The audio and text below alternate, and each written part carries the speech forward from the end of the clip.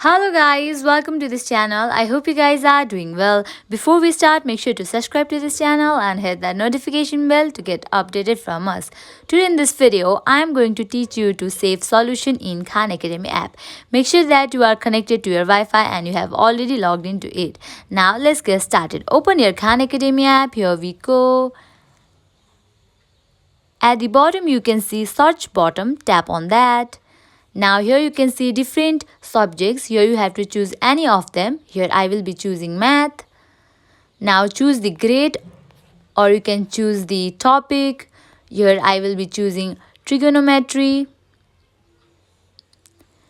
Now I will be choosing trigonometric functions. Here I go. Now I will be choosing unit circle video. Here video is in the process to be loaded. Watching this video will help to solve any problem related to this topic. In this way, you can solve any of your question. Also, you can save this video by tapping on that bookmark option. Now at the bottom right corner, you can see bookmarks. You can see there your video has been saved. In this way, you can save any of the solution.